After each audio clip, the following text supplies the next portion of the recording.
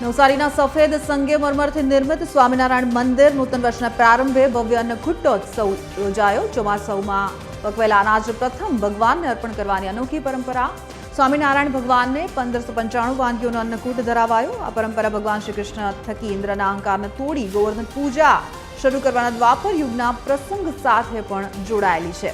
છેલ્લા 1.5 મહિનાથી તૈયારીઓ બાદ કેળના પાણીમાંથી પવિત્ર વાનગીઓ તૈયાર કરવામાં આવી। 10,000થી વધુ હરિભક્તોએ દર્શનનો લાભ લીધો અને મંદિર ટ્રસ્ટે 21,000 હરિભક્તો સુધી પ્રસાદ પહોંચાડવાનું પણ આયોજન કર્યું।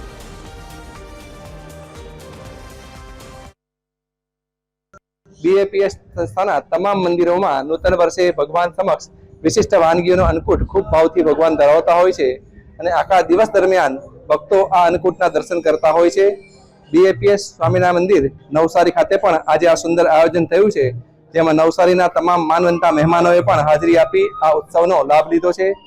दर वर्षे आपणे जोईए छे के चातुर्मासनी अंदर भगवान कृपा करीने वरसाद वरसावे छे अने एनाथी ज शाकभाजी अनाज अने फल फूल थता होय छे। तो आपणी एक फरज छे के भगवान ने पहलो भोग आवो धरावाय महाभोग अने त्यार पछी आपणे अंगीकार करीए एवी एक भावना रहेली होय छे।